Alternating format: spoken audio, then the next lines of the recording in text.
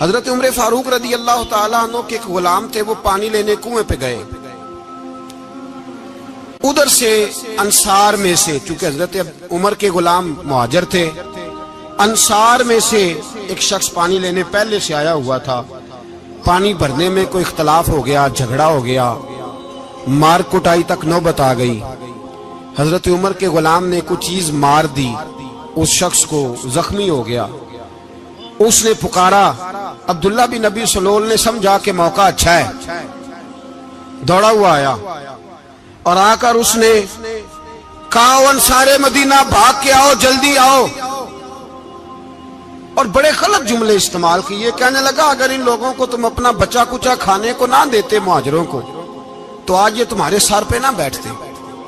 معاذ اللہ، ایسی باتوں پہ کہا کریں، بولے یہ روزمرہ کی گفتگو میں عادت بنائیں، کوئی ایسی بات کرنی ہو تو معاذ اللہ استغفر اللہ کہہ کے کرنی چاہیے۔ اس نے کہا کہ معاذ اللہ اب ان کو بچا کچا نہ دیں تو یہ ہمارے سر پہ نہ بیٹھتے۔ شور کیا اس نے۔ ہمارے ہاں بھی سیانے بندے پنچایت کے لوگ وہ کہتے ہیں تو اس برادری کے بچے سے ہی مار کھا ہے، پتہ ہی نہیں چلا، جا اسے مار کے آ، سر پھاڑا، یہ کار پھوڑ دے اس کا سر، اور دیکھ میں دیکھ لوں گا بعد میں جو ہوگا۔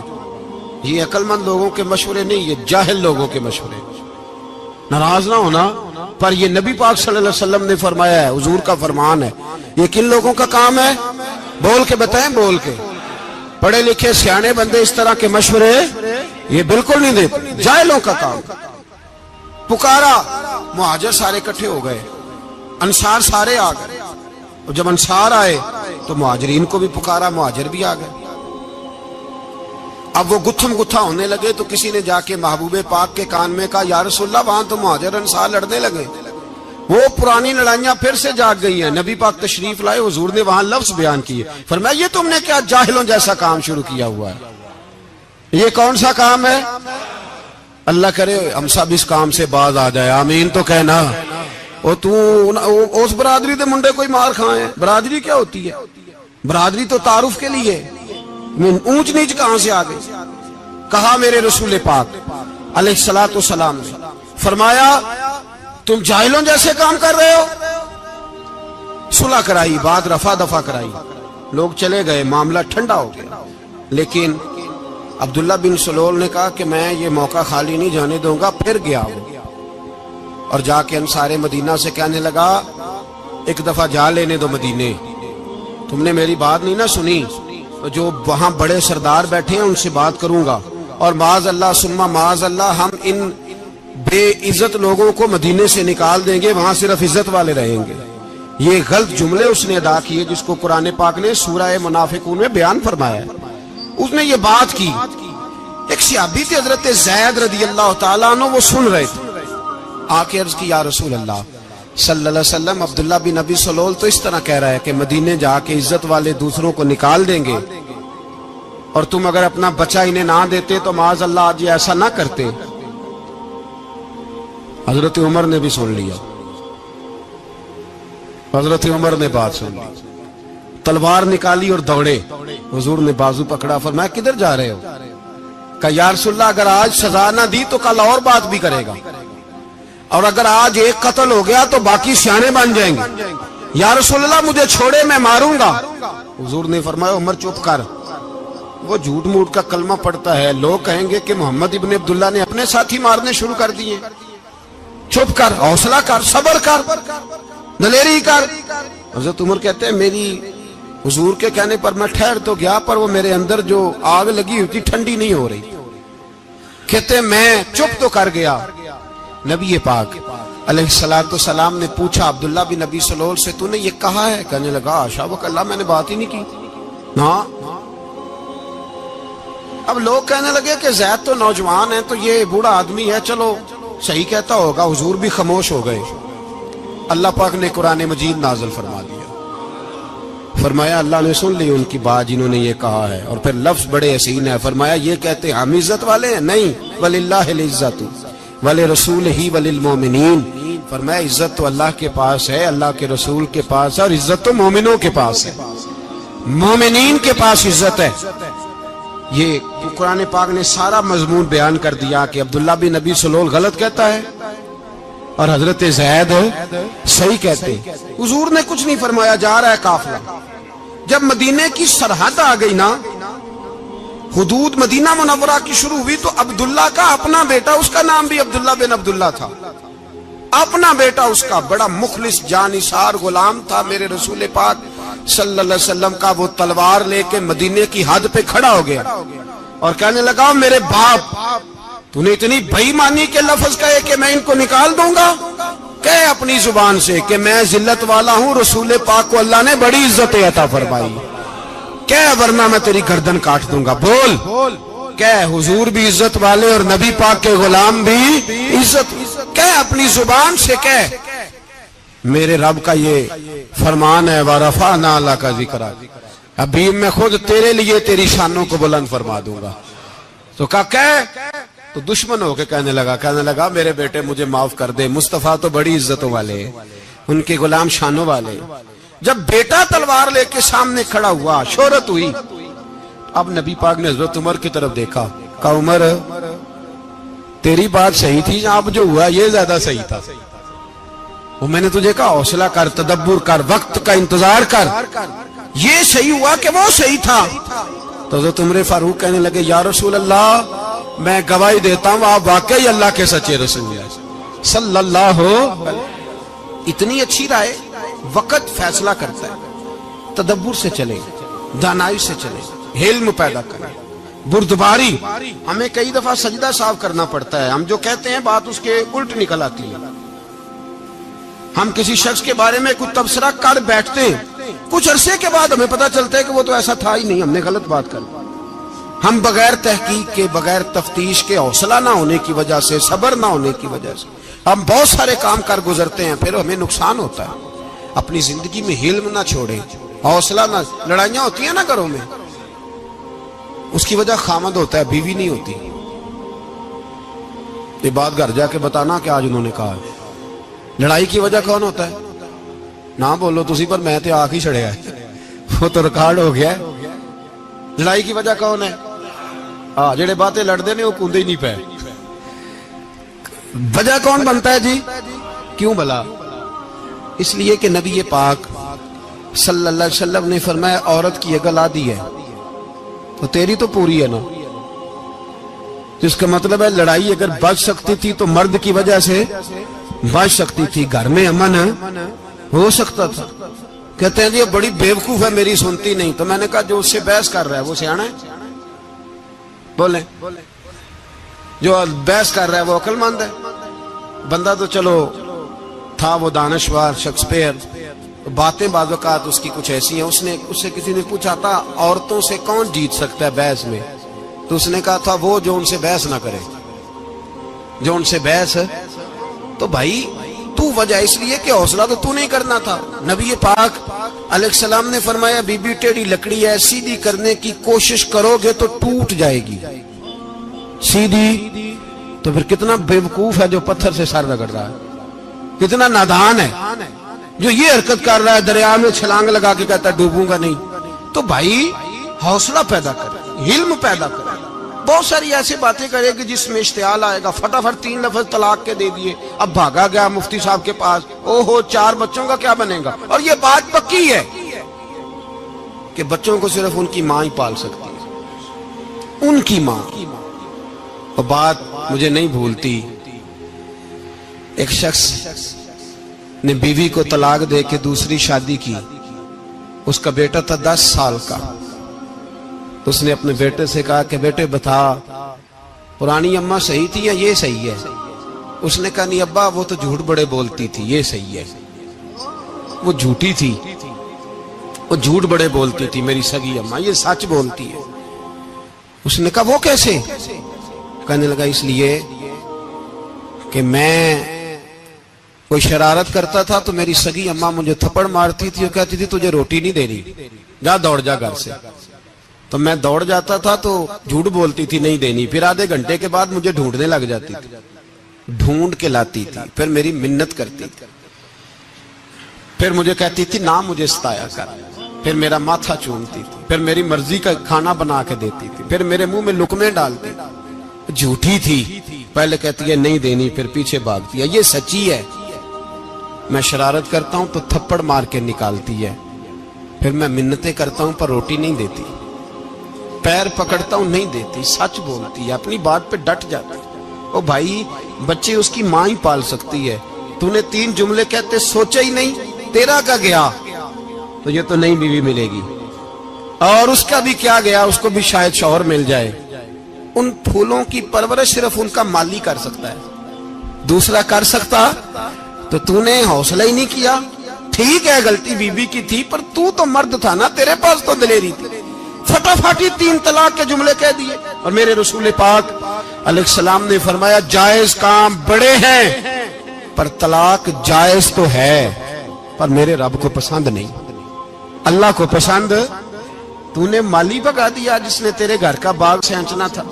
تو بھائی یہ حوصلہ نہیں، درجنوں طلاقیں، 20 کیس، اور ابھی وہ شادی کے پورے کپڑے نہیں پہنے تو طلاق پہلے، اس کی وجہ یہ کہ حوصلہ نہیں، صبر نہیں، رضا نہیں، ہم احساس نہیں کرتے۔ اگر تو یہ سمجھ جائے کہ بس اللہ نے جو میرے لیے بہتر سمجھا مجھے دے دیا، صحیح ہے، میری آزمائش ہے، کیا ہے، کچھ ہے جو اس نے بہتر سمجھا مجھے اس نے، پھر تو سکھی ہو جائے، تیرے لیے جینا آسان ہو جائے، پھر تو بہت ساری پریشانیوں سے، آزمائشوں سے دور ہو جائے۔ میرے نبی پاک علیہ السلام نے ہمیں حوصلہ کرنے کا حکم دیا، دلیری۔ 2-3 سال شاید پچھلے سال یا اس سے پچھلے سال حج کے موقع پہ نا، ہمارے پاکستان میں تو بڑے بڑے انوکھے واقعات ہوتے ہیں، سننے سے کیا میں کہتا ہوں وہ عبرت کے لیے ہوتے ہیں۔ جعلی ویزے لگوا دیے حج کے کسی ایجنٹ نے، اللہ کے مہمانوں کو بھی لوگ لوٹ لیتے ہیں، معاذ، جعلی ویزے لگوا دیے۔ اور مزے کی بات یہ ہے کہ پاکستانی ایئرپورٹ سے گزر بھی گئے وہ ویزے والے، اور احرام باندھے لوگ جدے پہنچ گئے۔ 4 آدمی تھے، انہوں نے ویزا دیکھا تو کہا نقلی، آپ کو واپس جانا پڑے گا۔ اگلی فلائٹ سے وہ لوگ واپس آئے۔ آپ مجھے بتائیے، ان کی جب وہ چھوٹے چھوٹے کلپ آئے، میڈیا نے ان کی باتیں سنی تو ان کے آنسو نہیں تھمتے تھے۔ ایک آدمی احرام باندھ کے گیا ہے، معمولی سمجھتے ہیں آپ؟ میرے جیسا غریب آدمی کبھی اس نے ارادہ کیا اور مدینے جانے کا لیٹ ہو جائے تو کلیجہ پھٹنے کو آتا ہے، کچھ مجبوریاں پیروں میں آ جائے، نہ جا سکے تو پتہ نہیں کتنی توبہ کرنے کو دل کرتا ہے کہ کہیں غلطی تو نہیں ہو گئی، کوئی ایسی بات تو نہیں نکل گئی۔ یقین کریں طبیعت پریشان ہو جاتی، یار کوئی ایسا کام تو نہیں ہوگا جس کی وجہ سے یہ بات ہوئی۔ 4 آدمی لوٹ آئے، حالات خراب ہو گئے، لوگ رو رو کے قصے سناتے تھے، لیکن میرے رسول پاک علیہ السلام کا حوصلہ دیکھو۔ حضور کعبے کا بھی کعبہ، حضور مالک، حرم کے مالک مطلق، جن کے صدقے اللہ نے کعبہ کو بیت اللہ بنایا۔ حاجیو آؤ شہنشاہ کا روضہ دیکھو، کعبہ تو دیکھ چکے، اب کعبے کا بھی کعبہ دیکھو۔ حضور 1400 صحابہ کو لے کے گئے عمرہ کرنے، مقام حدیبیہ پر پہنچے تو کافروں نے روک لیا، ہم عمرہ نہیں کرتے، تو اور میں خادم اور جو وارث و مالک ہیں 1400 صحابہ، ہم نہیں عمرہ کرنے دیتے، واپس جائیے۔ صلح لکھی جا رہی ہے، صلح کی شرطیں کیا ہیں؟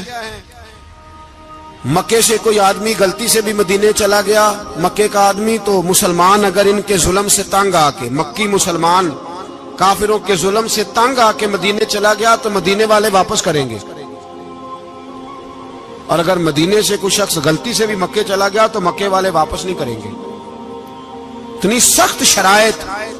حضرت عمر غصے سے کانپنے لگے، صحابہ پریشان ہیں، پر میرے رسول پاک نے صبر دکھایا، حوصلہ، تدبر، یہ تدبیر ہے، صبر ایک بہترین تدبیر ہے، اگر کوئی اپنائے تو بہترین طریقہ ہے۔ حضور نے فرمایا ہمیں منظور ہے، صلح کرو، اور اتنا سخت حکم ہے، کہنے لگے 1400 احرام والے واپس جائیں، بعد میں آنا، اس وقت نہیں عمرہ کرنے دیں گے۔ میرے نبی پاک علیہ السلام، مجھے بتاؤ، مجھے اور آپ کو دکھ ہوتا ہے تیاری ہو تو پروگرام رہ جائے، تو اگر احرام باندھا ہو اور اللہ کے رسول نے بندھوایا ہو تو حضور واپس لوٹنے لگے تو کتنی تکلیف کی بات ہے۔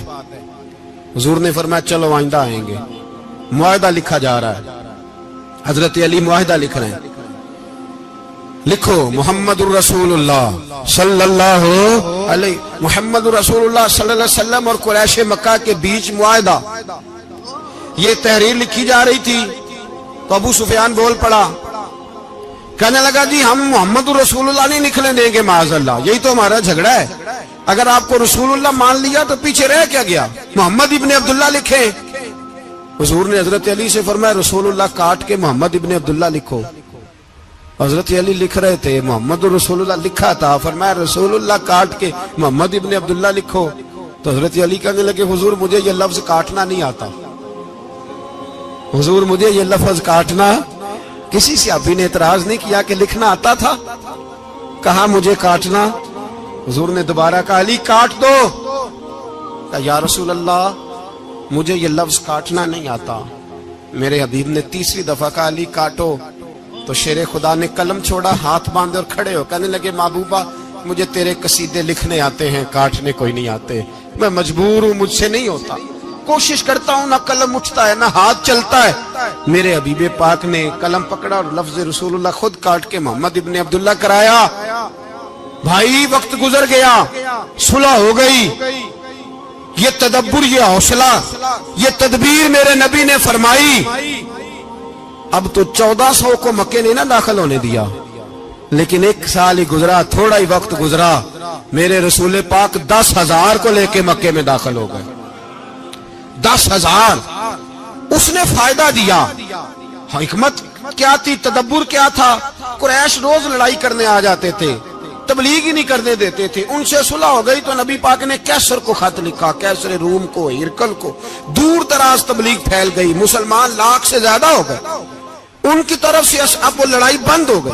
मेरे हबीबे पाक अलैहिस्सलाम के हौसले ने कमाल दिखाया, इस तदबीर ने फायदा दिया उम्मत मुस्लिमा को। 10,000 का लश्कर लेके हुजूर काबे में दाखिल हुए। कल जो अबू सुफियान कहते थे ना मोहम्मद रसूलुल्लाह लिखने नहीं दूंगा, आज वो खुद कह रहे थे अशहदु अल्ला इलाहा इल्लल्लाह व अशहदु अन्ना मुहम्मदर रसूलुल्लाह सल्लल्लाहु अलैहि। कल जो कह रहे थे कि मैं ये लफ्ज नहीं लिखने दूंगा, आज अबू सुफियान की हवेली में लाखों लोग, हजारों लोग बैठे थे और सारे कह रहे थे मुहम्मदुर रसूलुल्लाह मुहम्मदुर रसूलुल्लाह मुहम्मदुर रसूलुल्लाह सल्लल्लाहु अलैहि वसल्लम। मेरे महबूब की तदब्बुर ने, फकाहत ने, और फिर कमाल हुआ।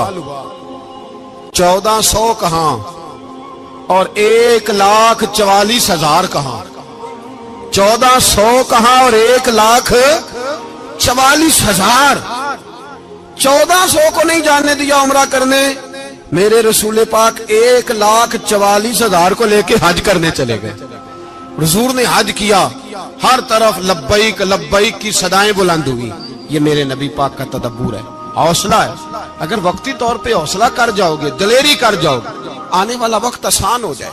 हौसला नहीं, सब्र नहीं, सुकून नहीं, 2-4 बातें, यहां तक कि लोग अब्बा जी की बात बर्दाश्त नहीं करते, ऐसे जुमले कह देते हैं जो दोबारा पलट के नहीं आते। मां को लफ्ज नहीं बोलते, बाप की रूह तक छलनी कर देते हैं वो जुमले। लेकिन लोग उस वक्त हौसला करने, और हम पंजाबी लोगों ने तो गुंजाइश ही बड़ी दे दी है। कहते बच्चा है जे एक ही है, एक वे हौसला करे की है माशाअल्लाह। तो अगर जवान हो गया तो कहते हैं गर्म खून है, मुक्का कब। अगर बूढ़ा हो गया तो कहते हैं बूढ़ों में हौसला नहीं होता, ना बच्चे में ना तो किस में हौसला होगा, बोले किसी में भी नहीं। छुट्टी, सबको फतवा मिल गया ना, ये बच्चा है जी, अभी ये तो बच्चा है, आप तो सियाने बियाने हैं, ये बच्चा है।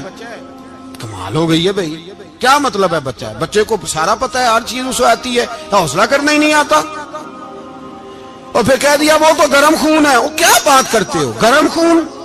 अब्बे के गले पड़ गया गर्म खून, इसको खड़ा करो ना एसपी के सामने और इसको को मार थप्पड़ उसके मुंह पे, तेरे गर्म खून का पता चले।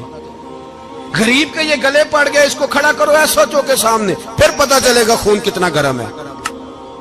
वहां बिल्कुल चुप है, बिल्कुल खामोश है। और गर्म खून इसका सिर्फ अम्मा के लिए, जलाल सिर्फ रह गया अगर गरीब घर की बेटी ब्याह के लाया तो सिर्फ उसके लिए।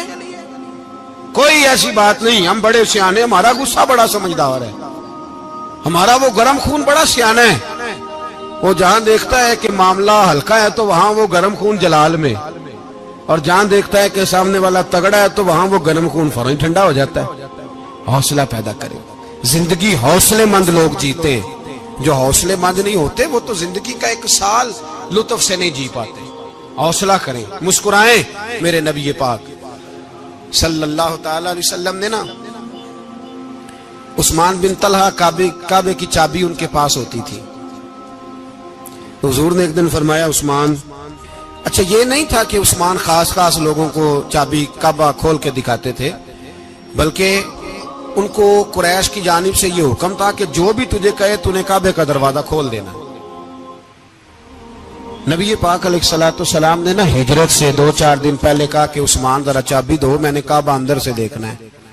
بڑے ٹھنڈے دل سے ذرا سننا، ادھر دیکھو میری طرف، ادھر دیکھیے گا ذرا میرے بھائی۔ میں نے ایک بندے سے کہا یار پانی کی بوتل دینا دکاندار سے، ایک ہے اس نے کہہ دیا نہیں میرے پاس۔ اس بات کا کوئی غصہ بولیے، اور اگر وہ کہے سارے زمانے کو ملے گی آپ کو نہیں دینی، پھر بولے میرا خیال ہے چپ کر کے ہنس کے آ جائیں گے، سوال ہی نہیں پیدا ہوتا۔ ہم کہیں گے مجھے نہیں نہ دینی، تو نے تو دکان اٹھا یہاں سے بند کاری سے، کیا مطلب ہے سب کو دینی ہے تجھے نہیں دینی، کیا معنی ہے اس کا؟ لے کے جاؤں گا، جھگڑا ہوگا، بحث کریں گے۔ عثمان بن طلحہ سے حضور نے فرمایا دروازہ کھولو، کعبہ دیکھنا ہے۔ عثمان کہنے لگا میں ساری دنیا کو دکھاؤں گا، آپ کو نہیں دکھاؤں گا۔ کتنی سخت بات ہے، پر قربان جائیں رسول اللہ کے حوصلے پہ صلی اللہ علیہ۔ عثمان کہتے ہیں میں نے یہ بات کی تو نبی پاک مسکرانے لگے، اور میں اچھا نہیں دینی، تو حضور نے نا مسکرا کے اور میری کمر پہ تھپکی دی، فرمایا اچھا یاد رکھنا یہ چابی میں تجھ سے لے لوں گا، اور جس کو میرا دل کرے گا میں اس کو دوں گا۔ عثمان کہتے ہیں روز رات کو نبی پاک کے یہ جملے میرے کانوں میں گونجتے تھے کہ حضور نے فرمایا۔ کہتے ہیں جس دن پتا چلا نا نبی پاک 10,000 کا لشکر لے کے آ رہے ہیں، تو ابو سفیان میٹنگیں کر رہے تھے، مکے کے سارے سردار تیاری کر رہے تھے، اور میرے کانوں میں ایک ہی لفظ تھا کہ حضور نے فرمایا میں چابی لے لوں گا، پھر جس کو میں چاہوں گا اسے دوں گا۔ عثمان کہتے ہیں حد ہو گئی، وقت گزر گیا، حضور آ گئے، طواف فرمایا، اور طواف کے بعد میرے نبی پاک علیہ السلام نے فرمایا بلاؤ نا ذرا عثمان کو۔ عثمان کہتے ہیں میں چابی لے کے آیا تو دوسرا جملہ کوئی نہیں۔ ساڑھے نا کوئی بندہ مشورہ دے وہ دی نہ منیے تے جے کام مونجو ہو جائے نا، جن جو نے مشورہ دیتا سی تے وہ نال ہی غوث پاک بن جاندا ہے، تینوں آکھیا سی نا، فوراً ہی داتا علی اجمیری ہو جاندا ہے۔ وہ کہندے تینوں پتہ نہیں میں کڈا ولی اللہ، تینوں میں آکھیا سی میں انج نہ کر، اور بندہ پریشان ہوتا ہے کام الٹ ہو گیا، اور لاگوں آکھی جاندا ویکھو جی میں تے تانوں پہلوں ہی آکھیا سی جی۔ عجیب بات ہے، شیخ چلی کی طرح پیچھے پڑ جائے گا، میں نے تو پہلے ہی کہا تھا۔ او بس کر یار، اب تو خواجہ معین الدین اجمیری ہو گیا، بس کرو۔ مشورہ ہی ہوتا ہے، کسی کا مل جاتا ہے اور کسی کا نہیں لیا جاتا۔ فوری طور پہ بندہ اٹھ کے نہ تو ولایت کی 4تھی سیڑھی پہ چڑھ جائے گا، کہے گا میں تو ابدال وقت ہوں، میں کتب دورہ ہوں، میں نے تجھے کہا نہیں تھا۔ بس کر یار، کئی دفعہ مشورے صحیح ہوتے ہیں، کئی دفعہ صحیح۔ بولیے نبی پاک صلی اللہ علیہ وسلم کی احد کے دن خواہش یہ تھی کہ اندر رہ کے لڑنا ہے۔ جوان صحابہ نے کہا باہر جا کے لڑائی کرنی ہے، حضور نے باہر جا کے جنگ کی، بظاہر مسلمانوں کو شکست ہوئی۔ حضور نے ایک دفعہ نہیں کہا کہ میں نے تمہیں کہا نہیں تھا اندر رہنا ہے، بس ہو گیا جو ہو گیا۔ اب اس میں فٹافٹ اگلے کو حوصلہ دو، کوئی حرج نہیں یار۔ نبی پاک سب بولیے صلی اللہ علیہ وسلم، میرے حبیب پاک علیہ الصلوۃ والسلام نے نا کہا عثمان کو بلاؤ۔ عثمان آئے تو عثمان کہتے میں نے چابی دی تو میں تیار تھا کہ اب میری بات ہوگی اور رسوائی ہوگی، لیکن کہتے ہیں قربان جائیں مصطفیٰ نے تو یہ جملہ بھی نہیں کہا کہ میں نے تجھے کہا نہیں تھا، یہ بھی نہیں کہا۔ حضور نے چابی لی، کعبے کے بت صاف کیے، نماز پڑھی، واپس آئے، فرمایا عثمان میرا وعدہ تھا تیرے ساتھ کہ جس کو میں چاہوں گا چابی دوں گا، یہ لو چابی میں تجھے ہی دینا چاہتا ہوں، لے لو رکھ لو۔ عثمان کہتے ہیں وہ چابی نہیں میرے طرف آ رہی تھی، میری طرف ایمان آ رہا تھا، وہ چابی نہیں آ رہی، ایمان آ رہا تھا میری جانب۔ کہتے ہیں میرے ہاتھوں میں چابی آئی اور میری زبان پہ کلمہ توحید جاری ہو گیا۔ بھائی تدبر، حوصلہ، صبر، رضا، ہمیں تو ٹائم بھی نہیں گزارنا آتا. گھر کا ماحول، گھر کے اندر رہ کے لوگ دکھی ہیں، اس لیے کہ ہماری طبیعتوں میں حوصلہ نہیں، ایک منٹ کے لیے نہیں، ایک سیکنڈ کے لیے بھی ہم یہ برداشت نہیں کرتے کہ چلو تھوڑا انتظار کریں، وقت کو دیکھیں، موقع کو دیکھیں. میرے نبی پاک علیہ الصلوۃ والسلام پہ اتنی مصیبتیں آئیں کہ پہاڑ پہ آتی تو وہ ریزہ ریزہ ہو جاتے، لیکن کسی مقام پر بھی حضور علیہ الصلوۃ والسلام شکوہ کرتے نظر نہیں آتے. ہم غریبی کا رونا روتے ہیں، ہر چوتھا آدمی کہتا ہے بڑا غریب ہوں، لیکن میرے نبی پاک علیہ الصلوۃ والسلام نے چوتھے دن کھجور کھائی، سرکہ کھایا ہے اور موٹے بان کی چارپائی پہ آرام کیا. حضرت عمر نے کہا حضور کتنی تکلیف ہے؟ فرمایا عمر کوئی تکلیف نہیں، تھوڑا سا تو وقت ہے، جنت میں جائیں گے، ساری نعمتیں اللہ نے ہمارے لیے تیار کی ہوئی ہے. راضی بالرضا، راضی بالرضا، کوئی کسی قسم کا مسئلہ نہیں. ہمیں آزمائشیں آتی ہیں، تکلیفیں آتی ہیں، بیماریاں آتی ہیں، لوگ چھوٹی چھوٹی بات پر پریشان ہو جاتے ہیں، ذرا ذرا سی بات پر شکوہ کرتے ہیں. میرے رسول پاک علیہ السلام نے فرمایا جب میرا رب کسی کو بیمار کرتا ہے تو 2 فرشتوں کو بھیجتا ہے، جاؤ میرے بندے کی تیمارداری کر کے آؤ. اللہ اکبر، خود رب بھیجتا ہے، جاؤ میرے بندے کی. تو مجھے بتائیے جب اللہ بھیجے تو پھر تندرست خوش نصیب ہوا کہ بیمار؟ جی تندرست پھر خوش نصیب کون ہوا؟ میرے نبی پاک صلی اللہ علیہ وسلم نے فرمایا رب 2 فرشتے بھیجتا ہے، فرماتا ہے پتہ کر کے آؤ میرے بندے کا اس کا کیا حال ہے، حالانکہ اللہ سارا ہی جانتا ہے. فرشتے آتے ہیں، واپس جاتے ہیں، رب کریم پوچھتے ہیں بتاؤ میرا بندہ کیا کہتا تھا؟ اللہ تجھے سارا ہی پتہ ہے، پر ہم سے پوچھتے تو بتا دیتے ہیں. وہ یہ کہتا تھا کہ میں اپنی رب کی رضا پہ بڑا ہی راضی ہوں. وہ تیری حمد کر رہا تھا، تیری تعریف کر رہا تھا، تیرا شکر کر رہا تھا، تیرے لیے کلمات حمد بیان کر رہا تھا. تو میرے نبی پاک علیہ السلام فرماتے ہیں، اللہ فرشتوں سے فرماتا ہے سنو پھر اگر میں اپنے بندے کو اس بیماری میں شفا دوں گا تو اس تندرستی سے زیادہ اچھی تندرستی دوں گا جو پہلے اسے عطا کی ہوئی تھی، پہلے سے اچھی صحت دوں گا. اور اگر اسے اس بیماری میں موت دوں گا تو پھر مرتے ہی اس کے لیے میں جنت کا فیصلہ فرما دوں گا. بھائی جب تو راضی بالرضا رہتا ہے، راضی بالرضا، بڑی سادی سی بات ہے بھائی. آپ گھر گئے روٹی مانگی تو اگر کسی نے کہا نا کہ اتنی تھکاوٹ ہے ٹائم پہ آیا کرے اس وقت، تو روٹی تو وہ بھی مل گئی اور اس میں لذت، وہ سکون نہیں، وہ سکون نہیں. میری اماں جی سالن پکا کے رکھ لیتی تھی تو روٹی جب بھی کوئی مانگتا تھا تو تازی بنا کے دیتی تھی، ان کی طبیعت تھی. تو میں اکثر ان سے کہتا کہ اماں جی پکا کے رکھ دیا کرو. تو کہتے تمہیں خوشی نہیں ہوتی جب تمہاری اماں تازی پکا کے دیتی ہے؟ خوشی ہوتی ہے، طبیعت میں خوشی ہوتی ہے. ان کا مزاج تھا، ذوق تھا، تو ہم سمجھتے تھے یار یہ بڑی سعادت کی بات. تو آپ گھر گئے رات کو تو گھر والوں سے کہا روٹی، تو فوراً اٹھے فوراً، اور انہوں نے کھانا تازہ بنایا اور ساتھ یہ بھی کہا باہر سے نہ کھایا کرے بندہ بیمار ہو جاتا ہے. کتنی ٹھنڈک پہنچتی ہے آدمی کے دل کو، سکون ملتا. تو بھائی بیماری تو آپ نے کاٹ لی، لیکن ساتھ کہو ہو بڑا بیمار ہوں، میں نے تو اتنے گناہ بھی نہیں کیے، ظلم بھی نہیں کیا، کسی کو کچھ بھی. اب بیماری تب بھی کٹ گئی، پر بڑی آزمائش، مریض ڈاکٹر کے گلے پڑ رہا ہے، اس کے لواحقین جھگڑے کر رہے ہیں، بیماری وہ بھی کٹ گئی. اور ایک بیمار وہ ہے جو چارپائی پہ لیٹا ہے اور کہتا ہے جس طرح میرا اللہ راضی اسی طرح میں بھی راضی.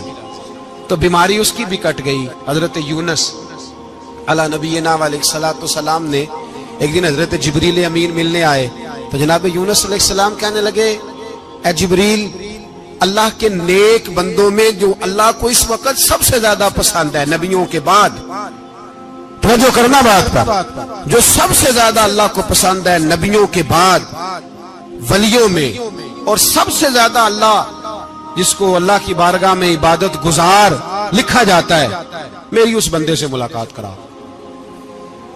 تو حضرت جبریل نے جناب یونس علیہ السلام کو ساتھ لیا تو ایک شخص کے پاس پہنچے جو آنکھوں سے اندھا تھا، دونوں ہاتھ اس کے سلامت نہیں تھے اور پورے جسم میں پیپ جاری تھی، ریشہ تھا.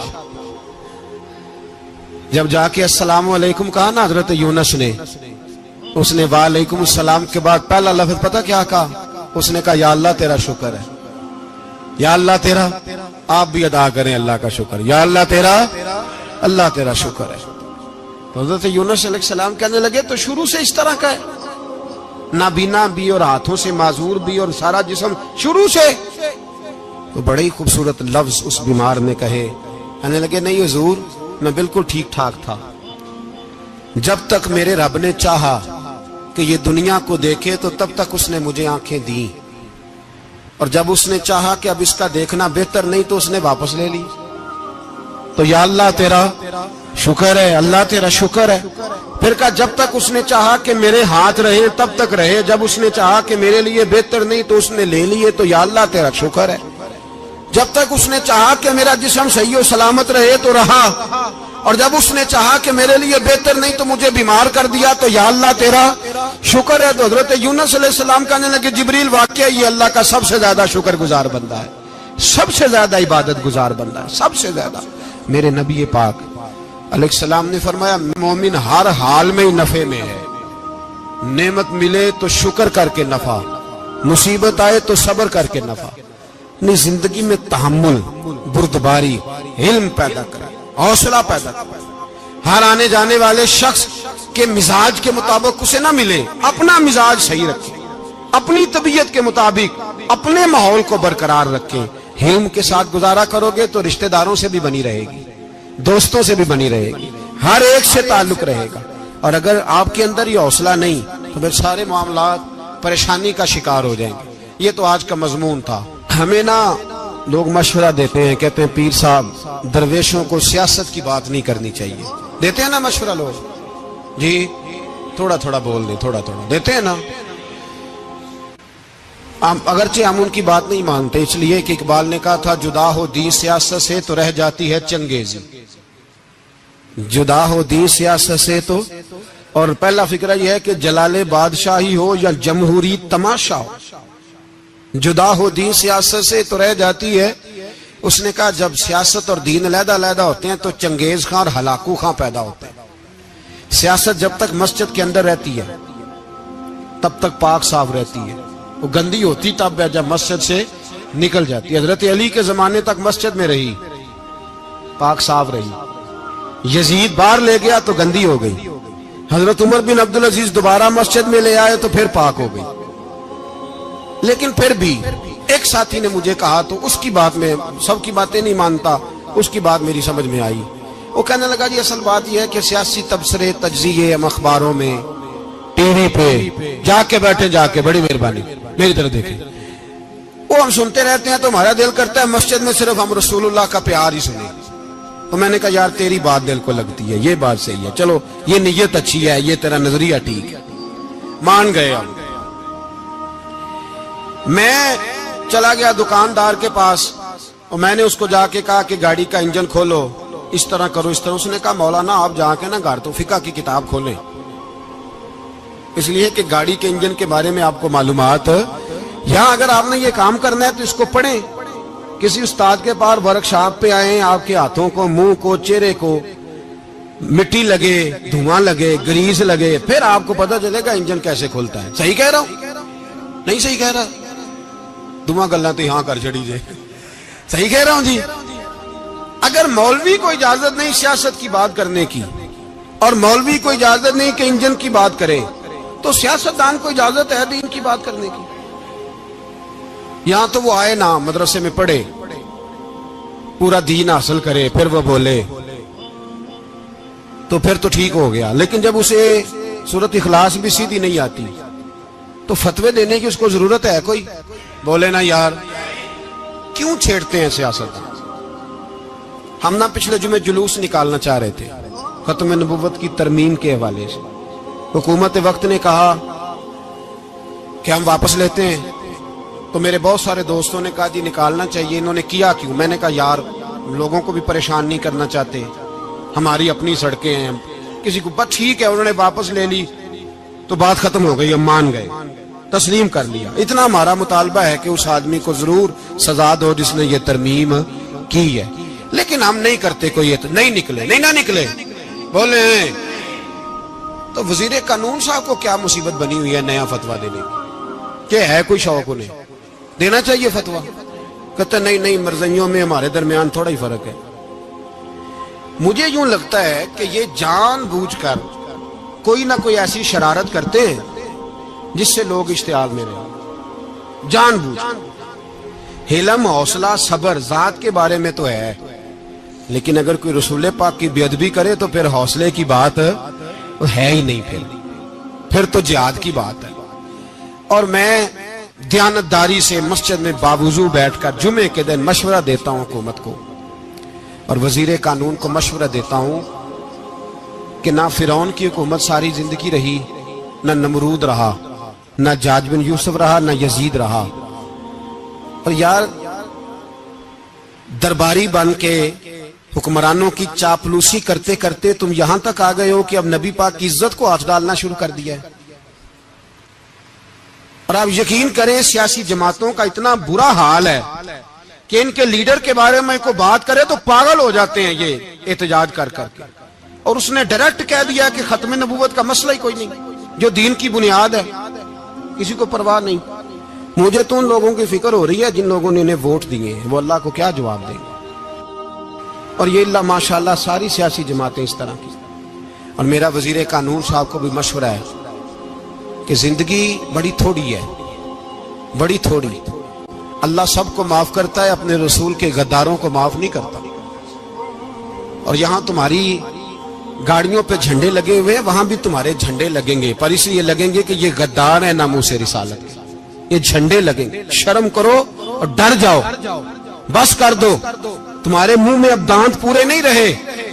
کوئی شوگر کا مریض ہے تو کوئی بلڈ پریشر کا، تو کوئی ہارٹ کا، تو کوئی کینسر کا. شرم کرو اور اپنی قبر کی بھی تھوڑی سی فکر کرو. بتاؤ پاکستان کے کتنے صدر گزرے، وزیر اعظم گزرے، تو ان کی قبریں کہاں ہیں؟ کوئی جاتا ہے ان کی قبروں پہ؟ کسی کو خبر ہے؟ کیوں اپنے لیے جہنم کٹھی کرتے؟ سارا کچھ دنیا داری رہ گئی ہے، سارا کچھ صرف یہی رہ گیا. حضرت ابو بکر سردار تھے، حضرت عمر سردار تھے قبیلے، حضرت عثمان سردار تھے. انہوں نے سرداریوں کو ٹھوکر مار کے رسول اللہ کے قدموں میں بیٹھنا پسند کی. سرداریاں چھوڑ کے غلام بن گئے. تم سرداریاں بچانے کے لیے رسول اللہ کی غداری کرتے ہو، شرم نہیں آتی؟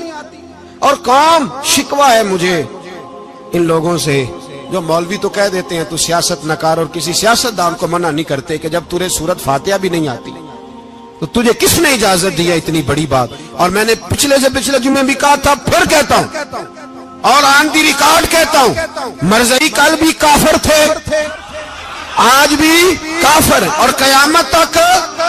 اور جو ان کے کفر میں شک کرے وہ بھی، اور پکا بے ایمان ہے، کافر ہے. وہ وزیر قانون ہو یا صوبائی ہو یا وفاقی ہو، من شک فی کفر ہی فقط کفر. جو مرزائی کے کفر میں شک کرے وہ بھی کافر ہے. ہمارے رسول آخری رسول ہے. ہم کسی کو یہ اجازت نہیں دیں گے کہ وہ ختم نبوت میں رکھڑا ڈالنے کی کوشش کرے. ہم کسی کو یہ اجازت ہے. اور تم نے قوم کو لوٹا، لوٹتے رہو. اب ایمان پہ ڈاکے تو نہ ڈالو. تمہیں دولت لوٹ کے پیٹ نہیں بھرا، اب ایمان لوٹنا شروع کر لیا ہے. تمہارا فیکٹریاں لوٹ کر، قومی خزانہ لوٹ کر پیٹ نہیں بھرا. بھائی مانو اب دین بیچ کر اپنی حکومتیں پکی کرو گے. اور وہ لوگ بھی تیار ہو جائیں جو ان بے ایمانوں کو منتخب کرتے ہیں. ان سے بھی سوال کرے گا ختم نبوت کا موضوع قیامت کے دن کہ تم بتاؤ. ان کو سپورٹ کرتے تھے جو رسول اللہ صلی اللہ علیہ وسلم کے بعد بھی کسی نبی کو نبی ماننا درست جانتے تھے. شرم آنی چاہیے، خیال ہونا چاہیے. اور میں نے کہا کہ ہمارا دل نہیں چاہتا، آپ یقین کریں. ہمیں شوق ہے جلوس نکالنے کا، تمہارے خلاف باتیں کرنے کا. تم نے روز تھرمامیٹر نکالا ہوتا ہے، چیک کرتے ہو کہ ایمان کتنا ہے کتنا نہیں ہے. یہ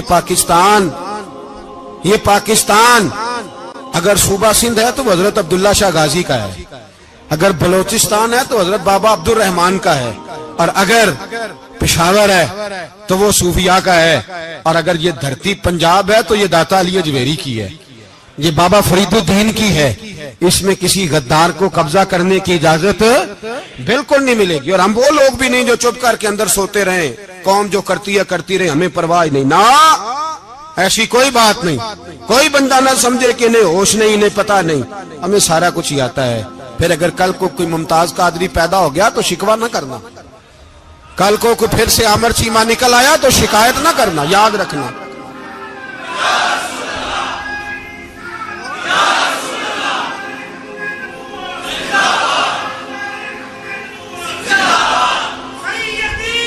تو میرے بھائی کھول کے بولے یا نبی رسول کے صلی اللہ۔ تو یہ مشورہ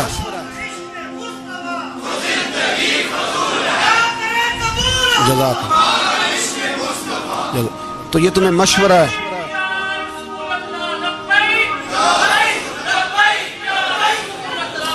میری بات سنیں، یاد رکھیں، یہ لوگ بعد میں پچھتاتے ہیں، پھر مناظرے کراتے پھرتے ہیں، اس نے صحیح کیا کہ غلط کیا، پھر انہیں ہوش آتی ہے بعد میں، پھر ان کے ہواری نکل نکل کے میدانوں میں دلیلیں دیتے ہیں۔ اس لیے ہمارا مشورہ ہے انہیں کہ یہ اپنی حد میں رہیں، اور جو کام تمہارے ذمہ، میں نے کہا نا تم نے بڑا لوٹا، یہ قوم روز تمہیں موقع دیتی ہے لوٹنے کا، یہ موقع دیتی ہے، تو تم نے دولت لوٹ کے پیٹ نہیں بھرے، اب ایمان لوٹنے کے چکر میں آ گئے ہو۔ یاد رکھو مسلمان گناہگار ہیں، غدار نہیں ہیں۔ تمہیں دولت لوٹنے کا تو شاید موقع مل گیا ہے، پر ایمان لوٹنے کا موقع نہیں ملے گا، تو اس لیے اس کو لگام دو۔ اور ویسے بھی کتا جو پالتو ہوتا ہے نا، اس کو گھر کے اندر سنگلی سے باندھ کے رکھنا چاہیے۔ یہ تمہارے بوٹ چاٹتے ہیں، بھونکتے ہیں، تمہارے حق میں وزارتیں لیتے ہیں، ہم نے تو کوئی وزارت نہیں لی تم سے، اور نہ ہمیں شوق ہے اس لیے کہ ممبری کیا کرنی ہے جس کو ممبر رسول عطا کر دیا جائے، اس نے کیا کرنی ہے یہ ممبریاں جس کو پکا پکا ممبر رسول دے دیا جائے، تو اس لیے اس سے باہر آؤ۔ میں نے کہا بڑے بڑے نمرود، فرعون، قارون دفن ہے، تمہارا بھی نام تک نہیں ہوگا، بالکل نام نہیں ہوگا۔ اس لیے ہمارا مشورہ، اور آپ لوگ بھی آئے نا یہ اگلے سال، تو ان کو کھڑا کر کے پوچھ لینا، اسلامی جمہوریہ پاکستان کا تم نے ایم پی ایم نے بننا ہے، پہلا کلمہ ہی صحیح سنا دو، چلو خدا کا واسطہ یہی بتا دو کہ تمہیں نماز بھی ڈھب سے آتی ہے کہ نہیں، اور آپ کی موج ہے، آپ بٹھا لیتے ہیں سر پہ، کیا کریں، سمجھانے والے مفت گناہگار ہو گئے اور بہکانے والے سب تمہارے یار ہو گئے۔ اس لیے یہ چھیڑتے ہیں جان بوجھ کے، اور پھر جب کوئی ممتاز قادری علیہ رحمہ پیدا ہوتے ہیں پھر انہیں دشواری ہوتی ہے، پھر ان کا جینا مشکل ہو جاتا ہے، یہ موقع دیتے ہیں، پتہ نہیں کس کے ایجنڈے پہ عمل کر رہے ہیں۔ میرا سوال یہ ہے، میں نے پچھلے جمعے پھر میرا سوال ہے کہ میں پوچھتا ہوں اس آدمی کو ضرورت کیا ہے ختم نبوت پر بات کرنے، جب امت مسلمہ کے متفق کا فیصلہ ہے کہ مرزائی کافر، اسمبلی نے بل پاس کر دیا کہ مرزائی، ان کو اقلیت قرار دے دیا، اور جب سے وہ اقلیت بنے نہ ہم نے ان کی عبادت گاہ جلائی، نہ ہم نے ان کو قبروں سے نکالا، نہ ہم نے، بس ٹھیک ہے جیسے عیسائی رہتے ہیں، یہودی سے کس ملک میں رہتے ہیں وہ بھی رہیں، اقلیت بن کرے کوئی اعتراض، پر تم انہیں کھینچ کے کیوں قریب کرتے ہو، تمہارا کیا یارانہ ہے ان کے ساتھ، بتاؤ تو صحیح۔ ان لوگوں سے ان کو چاہیے اپنے منہ میں لگام ڈالیں، اور اگر نہیں ڈالیں گے پھر انشاءاللہ ڈالی جائے گی، اور بڑی تگڑی ڈلے گی، اور پھر ایسی ڈلے گی۔ سلمان تاثیر جب مرا تھا نا تو 5-5 لاکھ روپیہ مولویوں کو آفر کی جنازہ پڑھاؤ، 5-5 لاکھ روپیہ چھوٹے چھوٹے مولویوں کو۔ اور داتا صاحب کی مسجد کے خطیب بھی صوبائی جو تھے وہ خطیب تھے، ملازم تھے، انہوں نے کہا کہ ایمان نہیں بیچنا، نکالنا نوکری سے تو نکال دو۔ اور بادشاہی مسجد کا مولوی جس کا پتہ ہی نہیں چلتا، کبھی کدھر چلا جاتا ہے کبھی کدھر، یہاں تو وہ بھی کھڑا ہو گیا، اس نے کہا نا ایمان نہیں بیچنا۔ گورنر ہاؤس کی مسجد کا امام کہنے لگا کہ بخشا جانا نہ جانا یہ تو رحمت الہی کا معاملہ ہے، پر اتنا گندا جنازہ نہیں پڑھنا، اتنا گندا جنازہ نہیں ہم پڑھیں گے، مرنے کے بعد تمہارے جنازے نہیں پڑھے جاتے، تمہاری قبریں خراب ہوتی ہیں، کدھر ہیں تمہاری دولتیں؟ اور وہ مولوی آج تک پتہ ہی نہیں کدھر گیا جس نے اس غلیظ کا گندا جنازہ پڑھایا۔ تو بھائی اپنی قبر حشر کو، جب جہاں تمہارے جنازے نہیں پڑھے جا رہے تو وہاں تمہارا کیا حال ہوگا۔ اس لیے ان لوگوں کو چاہیے کہ اپنی زندگی اس طرح گزاریں کہ کچھ نہ کچھ منہ لے کے سرور کائنات کے پاس چلے جائیں، ورنہ ایسا نہ ہو کہ یہاں بھی پھٹکار اور وہاں بھی پھٹکار۔ اس لیے ہمارا مطالبہ ہے حکومت سے کہ شرم کرو، اور ایسے بھائی مانوں کو، کالے ناگ جو تم نے بھرتی کی ہوئے ان کو نکالو، اور اگر تعریفیں کروانی ہو، تلوے چٹوانے ہو تو اندر کمروں میں ان سے چٹوا لیا کرو، ان سے کہو کہ یہاں ہماری نوکری کرو، باہر نکل کے رسول اللہ صلی اللہ علیہ وسلم کے دین کے بارے میں گفتگو نہ کرو، اس لیے کہ اللہ تبارک و تعالیٰ نے اس دین کے اندر بڑا حسن اور بڑا جذبہ رکھا ہوا ہے، بڑا وقار ہے۔ ہمارا مطالبہ ہے حکومت سے کہ ختم نبوت کے مسئلے پر کوئی سیاستدان گفتگو نہ کرے۔ آپ تائید کرتے ہیں اس بات کی؟ اس پر کوئی سیاستدان کوئی گفتگو. ہمارے پاس بڑے تماشے ہیں سیاست کرنے کو، باقی تماشوں پہ سیاست کرو. یہ رسول اللہ کی ناموس کا معاملہ ہے، یہ چھیڑنے کی تمہیں اجازت. مجھے سمجھ نہیں آتی یار، جب بات ختم ہو گئی، اسمبلی نے بل واپس لے لیا، تو صوبائی وزیر قانون کو آخر تکلیف کیا ہے؟ آپ کے پاس جواب ہے کوئی اس بات کا؟ بات ختم ہو گئی، ہم نے جلوس نہیں نکالا، چھوڑ دیا، خاموش ہو گئے. علماء نے میٹنگیں بلائی تھی، کینسل کر دی، ٹھیک ہے جی بات. اب دوبارہ سے کیوں چھیڑتے ہو؟ پھر کہتے ہیں احتجاج ہوتا ہے، شور ہوتا ہے. تم خود ایسی حرکتیں کرتے ہو جس سے افراتفری پیدا ہوتی ہے. یہ ملک رسول اللہ کے نام پہ بنا ہے، اور قیامت تک یہاں وہی ہوگا جو میرے رسول پاک صلی اللہ علیہ وسلم کی رضا ہوگی. اور نبی پاک کے قانون کے خلاف کوئی قانون یہاں چل سکتا؟ اللہ ہمیں سمجھنے کی توفیق عطا. پی کے میں پریم دے مٹ وچوں لا اپنے آپ دا مچ لئیے، خشک ملا دی واز نو کی کرنا، تے عشق والیاں تو سودا سچ لئیے. سودا سچ دا ملدا سچیاں تو، ایویں سودا خریدنا کچھ لئیے. تے بلے شاہ دے وانگ نشان صوفی جے کر نچنا پوے تاں نچ لئیے. بلے شاہ دے وانگ نشان صوفی جے کر نچنا پوے تاں نچ لئیے.